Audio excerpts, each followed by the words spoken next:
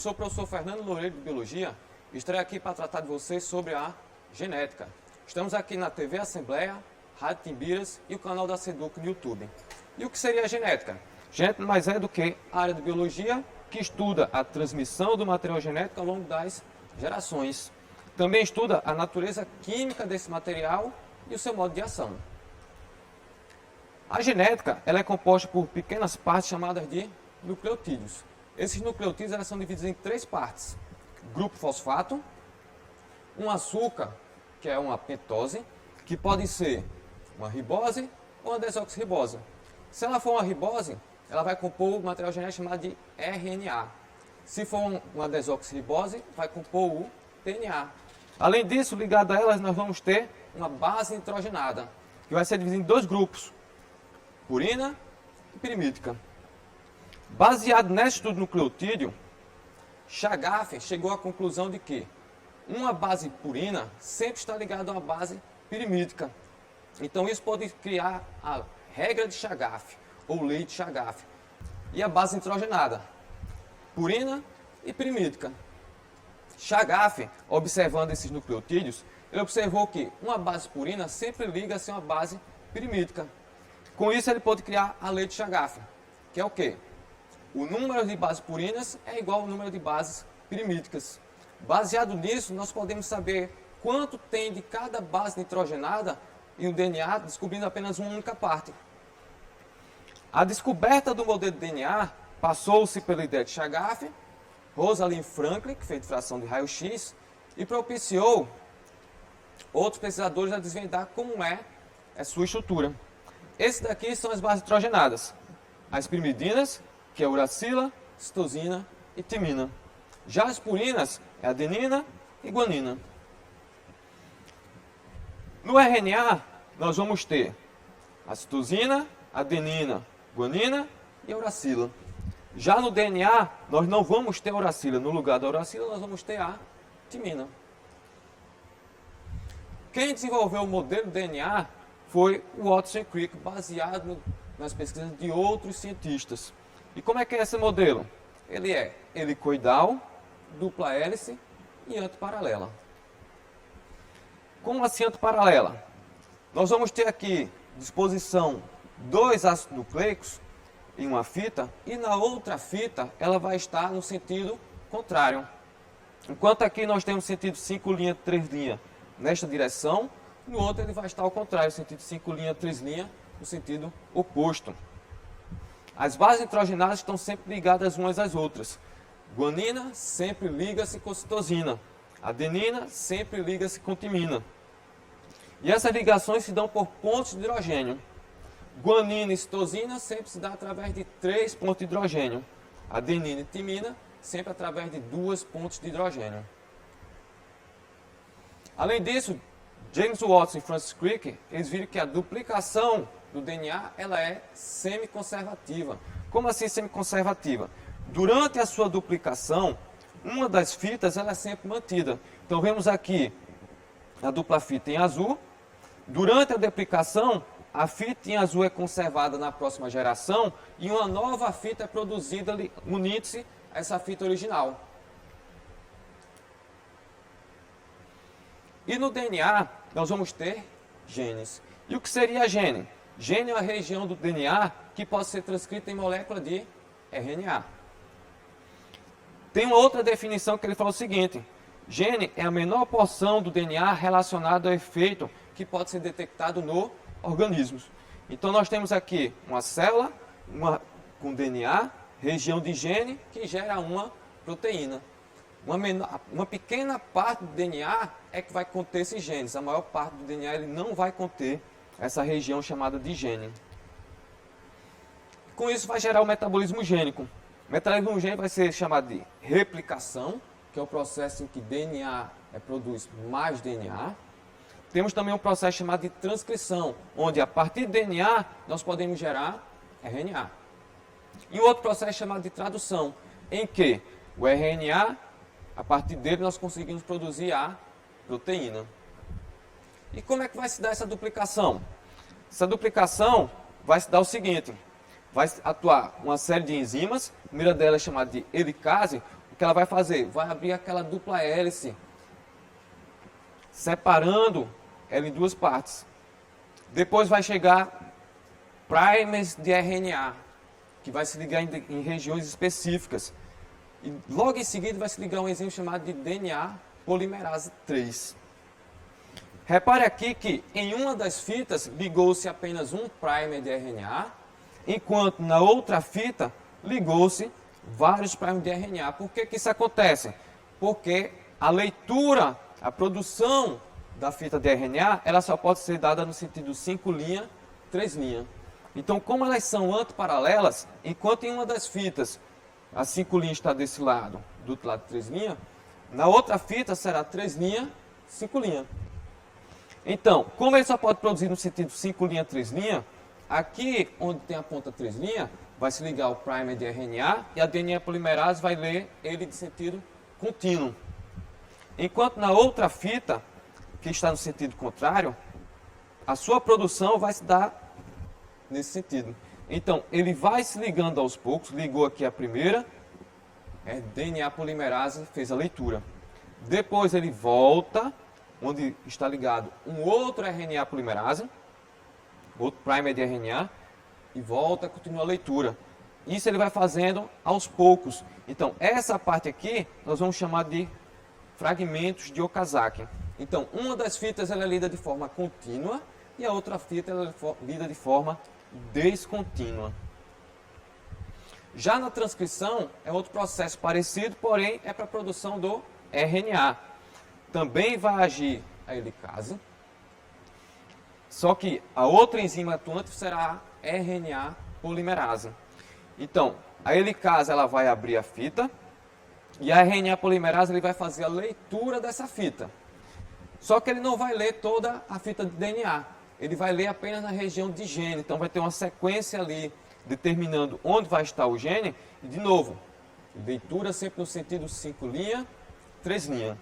Então, a enzima RNA polimerase ele vai trazer o seu nucleotídeo correspondente. Então, se tem uma timina, no RNA ele vai trazer a adenina. Se tem uma adenina, no lugar da timina que deveria ter no DNA, vai trazer a uracila. Se tem citosina, vai trazer a guanina. Se tem a guanina, vai trazer a citosina. E com isso vai produzindo essa fita de RNA. Só que quando é produzida essa fita de RNA a partir de DNA, nós vamos ter algumas regiões aqui nela, chamadas de exons e introns.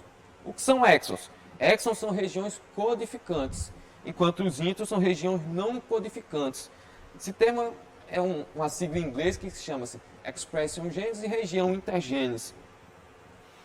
Então, a partir desse DNA é formado o RNA, que ainda contém esses introns e esses exons, e ele vai passar por um processo chamado de splicing. O que é esse processo de splicing? É o processo em que nós iremos retirar os introns e permanecer apenas os exons. Com um pequeno detalhe, esses exons, eles não precisam ser unidos na sequência original. Isso quer dizer o quê? Que um RNA mensageiro, um pré-RNA mensageiro, ele pode dar origem a diferentes tipos de RNA. Ou seja, de uma única região de gene, pode ser produzido diferentes tipos de RNA, consequentemente diferentes tipos de proteína. É por isso que nós temos muito mais proteínas do que regiões de genes no DNA. E essa informação que está no DNA, ela é formada por um código genético. Como é esse código genético? Ela é formada por trincas. Trincas ou códons, que são um conjunto de 3 bases nitrogenadas, em que um códon irá corresponder a um aminoácido. Se são 3 códons para formar uma trinca, e são 4 bases nitrogenadas, quer dizer que nós vamos ter 64 tipos de códons diferentes. Onde, desses 64 códons, um códon vai determinar o início da tradução, que é o AUG, que vai codificar a metionina, que ela vai estar bem AUG. 3 códons serão de parada, o GA, o AA e o GA. que são exatamente esses três aqui, ó, o AA, o AG e o GA. Esse código genético, como é que a gente vai ler?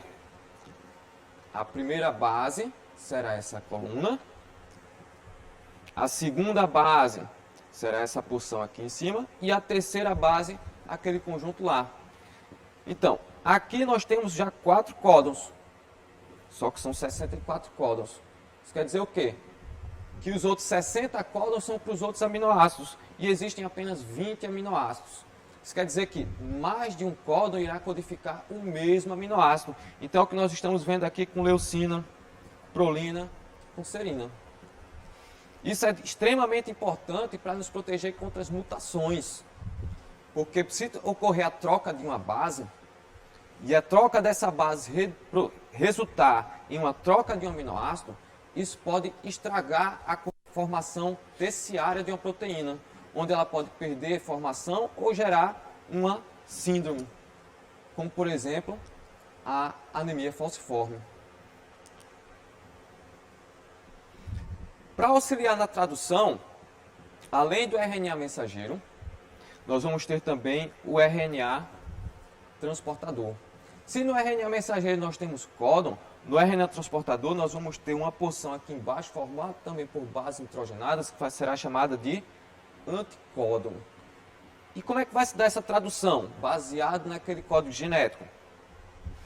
Aqui nós vamos encontrar o RNA mensageiro com as suas trincas ou códons. No início da tradução, liga-se aqui a porção menor do ribossomo, junto com o RNA transportador, que apresenta o anticódon de início. Então, se o códon de início é AUG, o anticódon de início é UAC. E ele vai estar trazendo aqui o aminoácido metionina, por isso que é chamado de RNA transportador, porque ele transporta o aminoácido para a sua produção. Após se ligar no códon de início, a porção superior do ribossomo vai se encaixar aqui. E nós vamos ter 2 sítios, um sítio de entrada e um sítio de produção. O próximo RNA transportador vai se ligar ao seu códon correspondente. Quando os 2 RNA transportadores estão aqui encaixados dentro do RNA, junto com o ribossomo, vai ocorrer aqui uma síntese proteica, através de uma ligação peptídica, onde essa metionina, nesse exemplo, irá se ligar com essa fenilalanina. E isso vai seguindo até encontrar um códon de parada, onde este códon de parada ele não codifica nenhum aminoácido. Chegando nesse sinal, o RNA transportador vai embora e a cadeia polipeptídica ela é liberada. Baseado nisso que a gente viu, vamos dar uma olhada nessa questão. Enem de 2016. Em 1950, Erwin Chagaff e seus colaboradores estudaram a composição química do DNA e observaram que a quantidade de adenina é igual a de timina e que a quantidade de guanina é igual a de citosina. Na grande maioria das duplas fitas de DNA. Em outras palavras, esses cientistas descobriram que o total de purinas, A mais G, e o total de purinas, C mais T, eram iguais. Um professor trabalhou esses conceitos em sala de aula e apresentou como exemplo uma fita simples de DNA com 20 adenina, 25 timina, 30 guanina e 25 citosina. Aí ele quer saber qual a quantidade de cada um dos nucleotídeos, considerando que a dupla fita de DNA formada pela fita simples, exemplificada pelo professor. Ou seja, ele deu essa quantidade aqui de bases nitrogenadas para uma fita, mas nós sabemos que ela é fita dupla. Então, como é que a gente vai fazer isso? Bem, se uma fita ele tem 20 adeninas, e a gente sabe que A mais G é igual a C mais T, sabemos que a quantidade de adenina deve ser igual à quantidade de timina, e significa que se nós temos 20 adeninas em uma fita, na outra fita, que é a sua fita complementar, nós teremos que ter 20 timinas. Se temos 25 timinas nessa fita, na sua fita complementar nós temos que ter 25 adeninas. Se temos 30 guaninas, temos que ter 30 citosinas na outra fita. 25 citosinas, 25 guaninas. Ou seja, a adenina nós vamos ter 20, mais as 25 se ligam com essa. Então nós vamos ter 55 adeninas. Se nós temos 55 adeninas, nós temos que ter 55 timinas, porque a adenina sempre se liga com timina. Mas vamos ver se está certo. Nós temos 25 timinas aqui, mais 20 timinas que devem estar ligadas com essa adenina, ou seja, 55 timinas. Então, 55 adeninas, 55 timinas. 30 guaninas tem que estar ligada com 30 citosinas. Então, 30 desse e mais 30 desse. Então, se nós temos 20 adeninas, nós temos que ter 25 timinas ligadas a ela. 20 mais 25, 45. Se nós temos 25 timinas, nós temos que ter 30 adenina. 20 adenina, 20 timina. Então, 25 mais 20, 45. Então, nós temos 45 adeninas e 45 timinas. Então, nós já temos aqui na letra C. Já matou a questão, mas vamos ver o outro, para saber se está tudo certo. Se nós temos 30 guaninas, temos que ter 25 citosinas. 25 citosinas, temos que ter 25 guaninas. 30 guaninas com as 25 dessas, 55 guaninas. 25 citosinas aqui com mais 30 citosinas ligadas a essa, 55 citosinas. Então nós temos aqui 45 adenina, 45 timina, 55 guanina e 55 citosina. Um outro exemplo aqui. A figura seguinte representa um modelo de transmissão da informação genética nos sistemas biológicos. No fim do processo, que inclui a replicação, a transcrição e a tradução, há 3 formas proteicas diferentes, denominadas A, B e C. Então está aqui o modelo, replicação, transcrição, tradução e as 3 proteínas. Depreende-se do modelo Q. Então, quando ele fala depreende-se do modelo, nós temos que responder baseado no que está representado aqui. Então, na letra A tem a única molécula que participa da produção de proteína é o DNA? Não. Nós vamos ter também enzimas, o RNA, outras, o ribossomo, RNA transportador para gerar as proteínas. O fluxo da informação nos sistemas biológicos é unidirecional, não é o que estamos vendo aqui nessa seta. Então essa seta está indo e vindo. Então ela não é unidirecional, ela é bidirecional. As fontes de formações ativas durante o processo de transcrição são as proteínas, as fontes de formação ativa é o DNA. É possível obter diferentes variantes proteicas a partir de um mesmo produto de transcrição? Sim, o produto de transcrição foi o RNA e a partir desse RNA nós tivemos 3 formas proteicas. E a letra E, a molécula de DNA possui forma circular e as demais moléculas possuem fitas simples linearizadas. Não, a molécula de DNA ela não é circular, ela só é circular nos seres procariontes. Aqui nós estamos tratando, em geral, quando cai nessas questões, de seres eucariontes. Uma questão da FUVEST 2012. Uma mutação responsável por uma doença sanguínea foi identificada na família. Abaixo estão representadas sequências de bases nitrogenadas, normal e mutante. Nelas estão destacados os sítios de início da tradução e a base alterada. Então está aqui o início da tradução e a base alterada lá em G. E na sequência mutante, de novo, o início da tradução e a base alterada, que era G, tornou-se A. Então, o ácido nucleico representado acima e o número de aminoácidos codificados pela sequência de bases entre o sítio de início da tradução e a mutação estão corretamente identificados em... Primeiro, vamos fazer por parte. Ele quer saber qual o tipo de ácido nucleico representado. Se é DNA ou RNA. E a gente vai ver isso pelas bases. Então, nós temos aqui o de uracila. Uracila é presente apenas em RNA. Porque se fosse em DNA, não teria uracila, teria timina. Então, com isso aqui, nós já matamos a letra A, B e C. E agora ele quer saber o número de aminoácidos codificados pela sequência. Então nós sabemos que um códon é formado por 3 bases nitrogenadas. E ele quer saber quantos aminoácidos existem entre o início da tradução e a mutação. Então nós vamos aqui, ó, o início da mutação está aqui.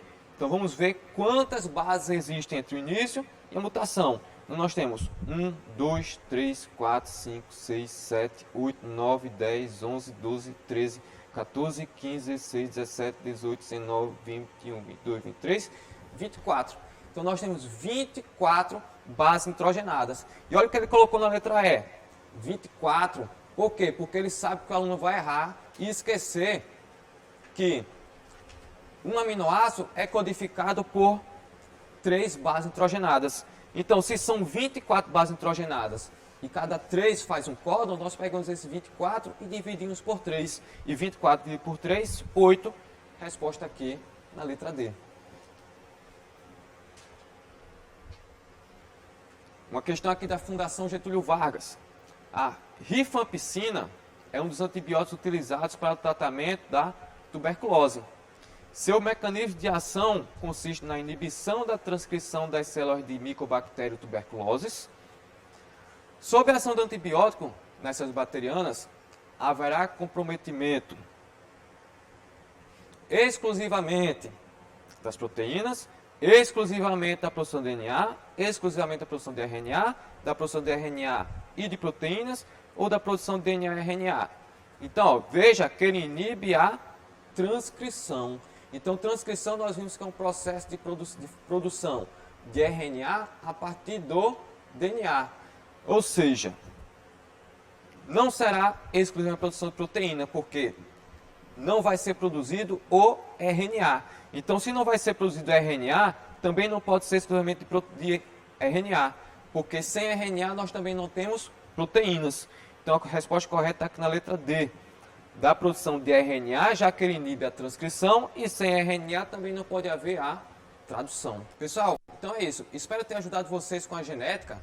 E não esqueçam de acompanhar a TV Assembleia, a Rádio Timbira e os canais da TV Assembleia, a Rádio Timbira e também do portal Seduc no YouTube.